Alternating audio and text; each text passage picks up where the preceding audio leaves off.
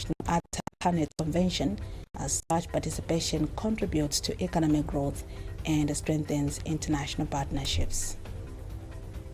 An economist has urged government to ensure the full and effective implementation of the statutory instrument governing the mining sector, stressing that it must serve as more than a procedural requirement in procurement processes.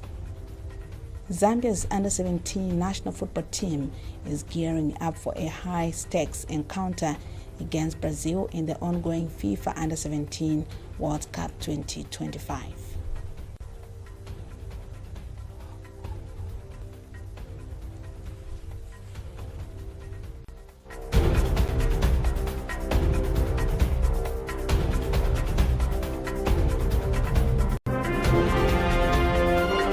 The News, 88.5 Sun FM.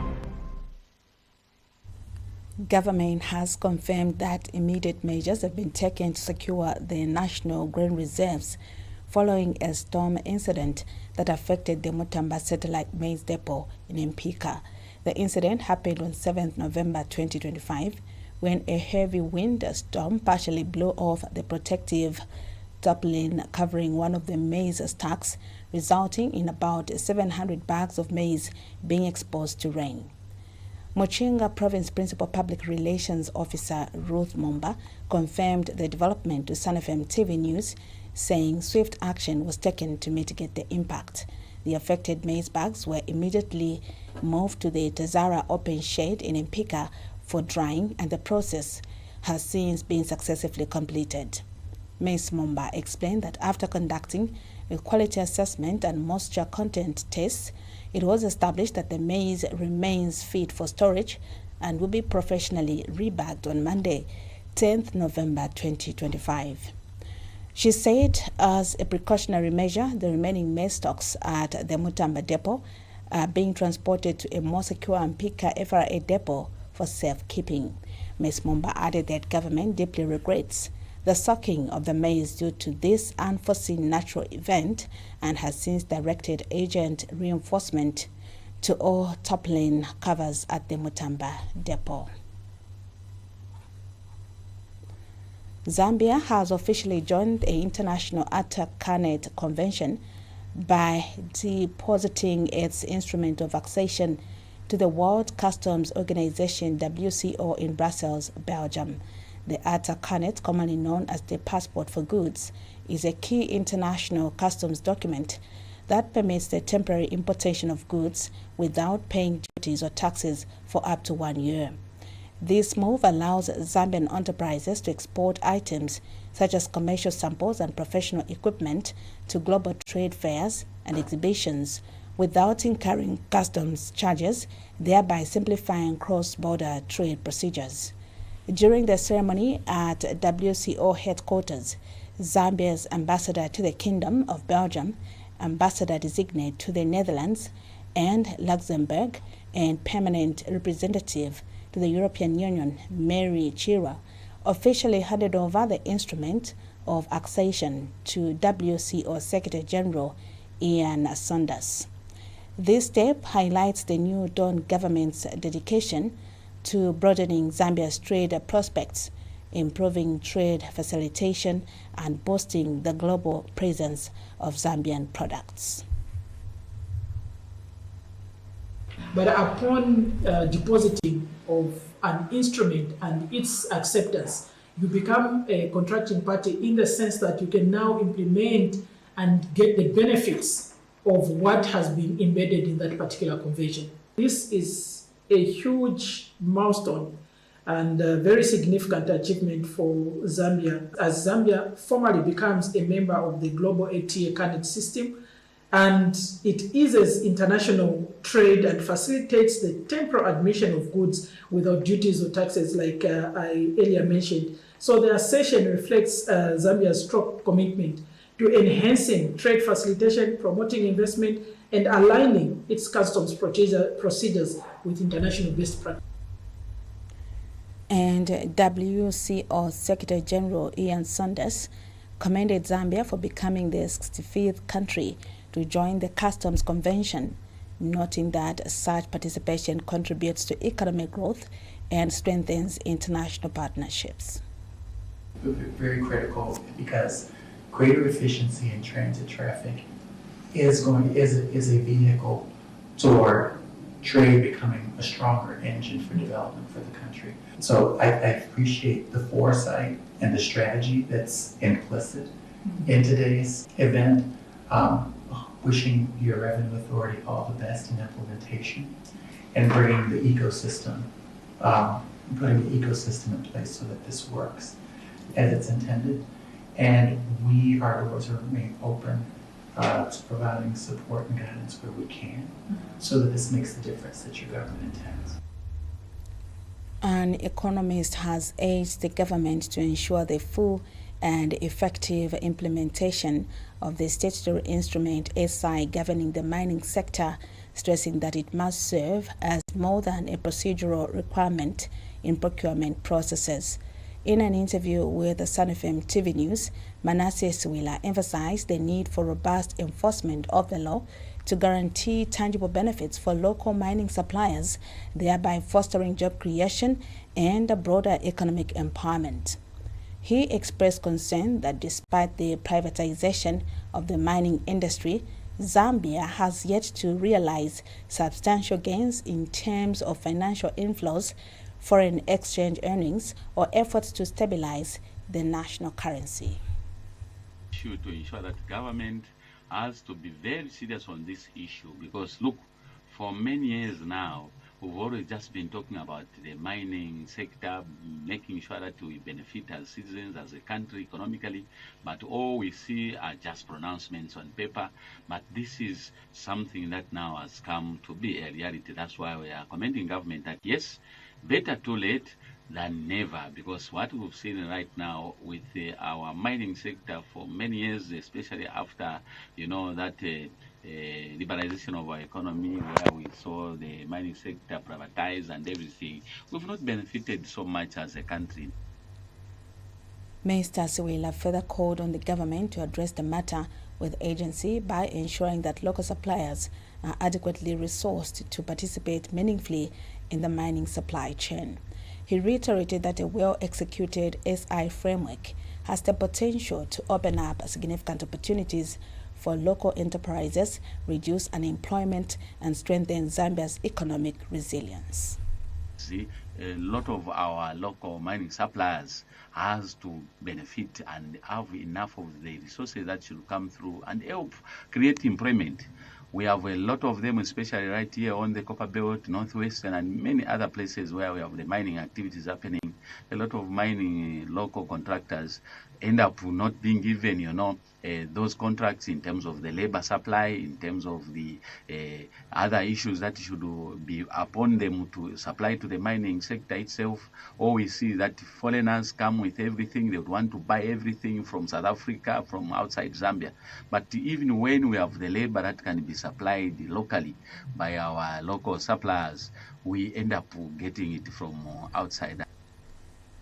The Small-Scale Farmers Development Agency has called on government to route the maize export deal with Malawi through the Zambia Commodity Exchange to enhance transparency and ensure direct benefits for farmers. SAFARA Executive Director Boyd Mowe welcomed the recently signed $77 million maize export agreement, but cautioned that poor management of the arrangement could jeopardize national food security. Mr. Mowe advised against using the Food Reserve Agency's strategic grain reserves for export purposes, warning that such a move could strain domestic supply and lead to price volatility. He further urged the government to invest in additional storage infrastructure to accommodate local surplus and avoid rushed export decisions driven by limited capacity. He stressed that the maize export deal must be structured to empower small-scale farmers and support economic growth while safeguarding the country's food security. Food Reserve Agency should not be engaged into selling of maize. It must be maintained to safeguard national food security. So This well negotiated mutual maize export deal should not only benefit a few individuals but should trickle down to the population economically well feeding the nation. The export may become a threat to food security if we are not careful. When FRA has enough, we think that FRA has enough stock to maintain national food security, but it may occur that we have a deficit because of high demand. The Agriculture Climate Action Foundation has emphasized that the latest National Nutrition Assessment, the 2020-2021 Food Consumption and Micronutrient Status Survey, reveals critical challenges to food security in Zambia. According to senior consultant Dr. Oliver Bulaya, recent findings from UNICEF and the 2024 Zambia Demographic and Health Survey underscore persistent malnutrition among vulnerable populations, highlighting the urgent need for targeted interventions. The survey identified several key drivers of malnutrition, including poor diet quality, inadequate feeding practices, limited access to clean water, poor sanitation, insufficient health and nutrition services, and widespread poverty. Dr. Bulaya noted that some farmers are neglecting essential aspects of food security, which are vital not only for individual households, but also for community and national resilience. He warned that while modern agricultural practices, such as the use of selective herbicides, may improve yields, they can also undermine food security if farmers fail to allocate land for nutrient-rich crops. He urged farmers to look beyond maize cultivation and adopt diversified farming practices that promote balanced diets. This includes growing legumes such as beans and cowpeas, which are rich in essential nutrients. He also encouraged urban farmers to establish backyard gardens to support household nutrition. Yes, as a country, we need to prioritize issues of nutrition for sustainable food security in our country. We've had the national survey for the food consumption and micronutrients, started survey that was conducted in 2020 to 2021. We've had these surveys that have highlighted, critical issues in our food security landscape. Furthermore, we've had the demographic, health, a survey that was conducted in 2024, and also with recent reports conducted in 2024, also by UNICEF, shed light on malnutrition within vulnerable populations, underscoring the urgent need for action. With the onset of the rainy season, Dr. Bulaya called on farmers to prioritize the nutritional needs of their families and communities, particularly children under 5 and breastfeeding mothers. He stressed the importance of a strategic approach to nutrition, which should include the establishment of traditional seed banks and the introduction of improved seed varieties to enhance agricultural productivity. As the rain season approaches, we encourage farmers to consider the nutritional needs of their families, communities, which is especially vital for the healthy of our children, especially those under 5 and our breastfeeding mothers. To combat these challenges, we need a strategic plan that helps farmers to recognize the value of nutrition. This plan should encompass the establishment of traditional seed banks that are very nutritional in nature, alongside the introduction of new seed varieties to enhance agricultural productivity. Our call is for our farmers to identify specific plots that are dedicated to crops of nutritional value. The Zambia Union for Persons with Disabilities has challenged all government and political stakeholders to ensure the meaningful inclusion of persons with disabilities in the ongoing constitutional reform process. Union President Pascal Malenga expressed concern that while various groups are submitting proposals for constitutional amendments, many of the issues being raised were already addressed in the former Bill 7. Mr. Malenga stressed the importance of a broad-based consultation before initiating any constitution-making process to avoid redundancy and to guarantee inclusion representation. He criticized successive administrations for failing to establish a dedicated ministry for persons with disabilities, noting that the group continues to be placed under the Ministry of Community Development and Social Welfare. He further observed that despite repeated commitments, no major political party has ever nominated a person with a disability as a member of parliament or appointed one to senior leadership positions. Mr. Malenga challenged government to demonstrate genuine inclusivity by appointing persons with disabilities to decision-making roles similar to the strides made in promoting women and youth participation.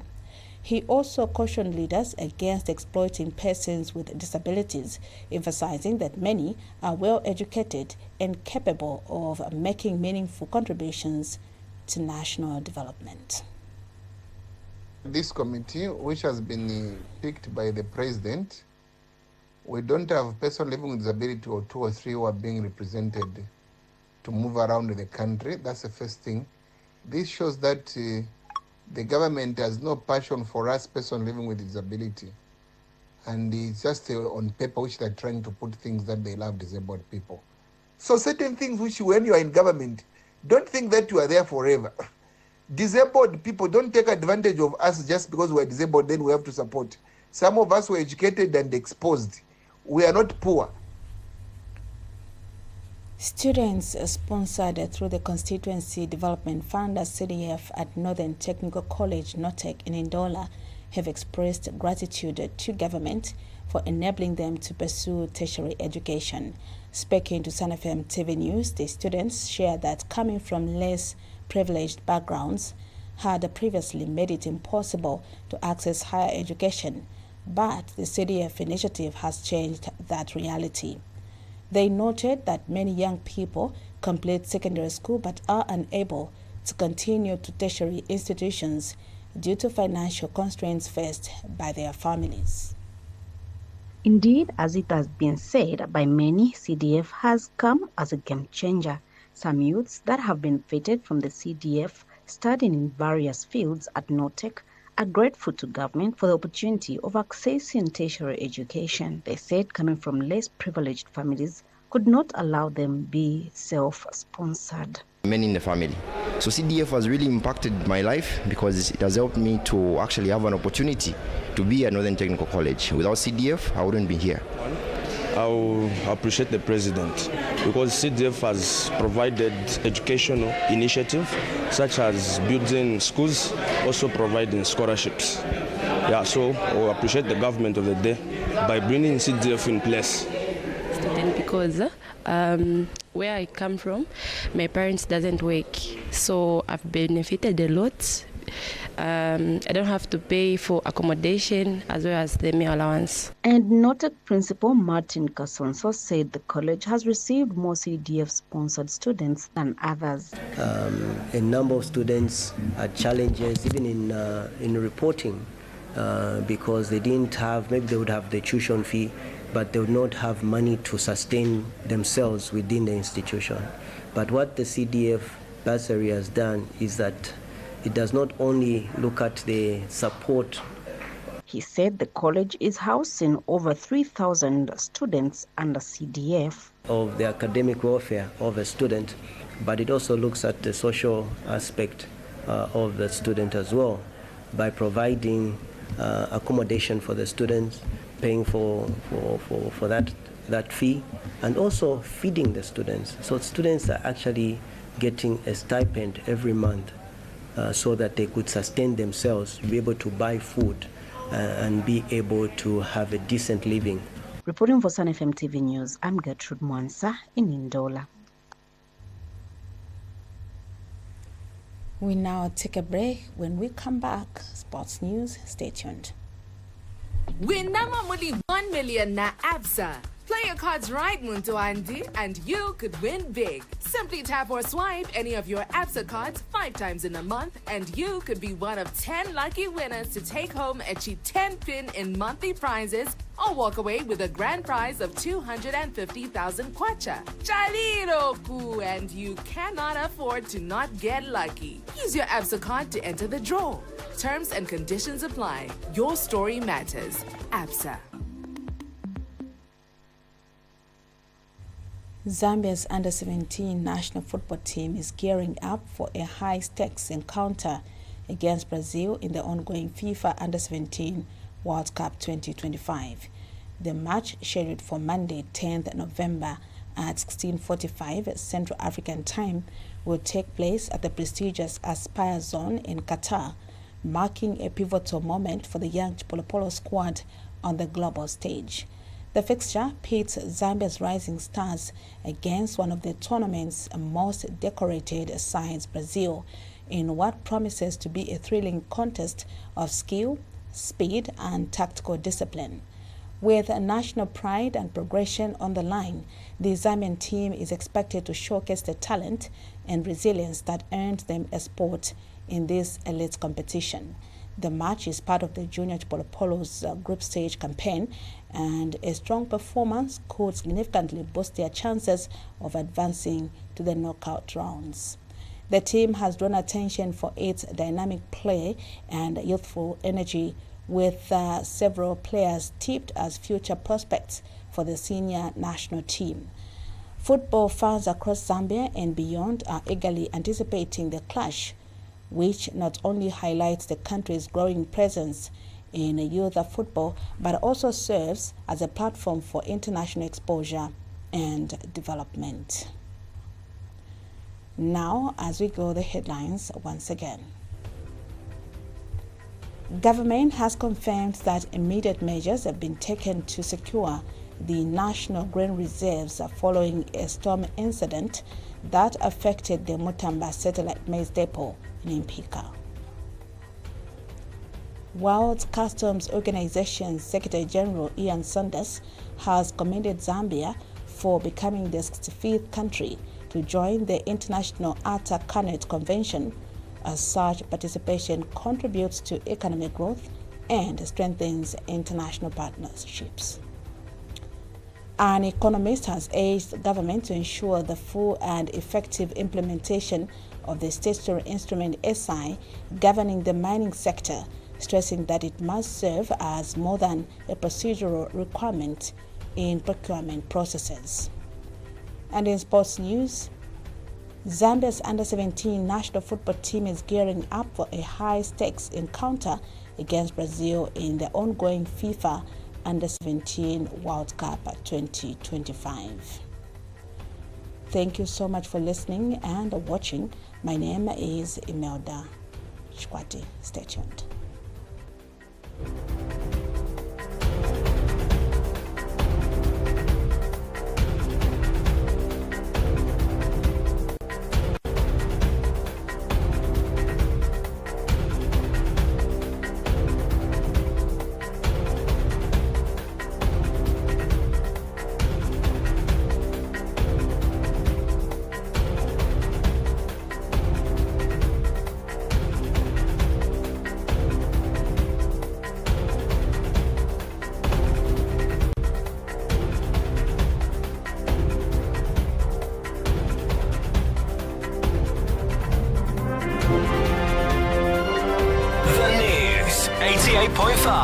Sun FM. A comprehensive coverage of local and national news, business, politics, and sports. The Sun FM News was brought to you by ABSA. Your story matters.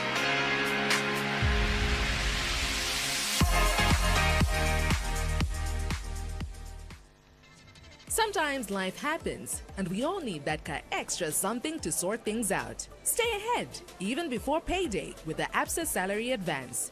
Get a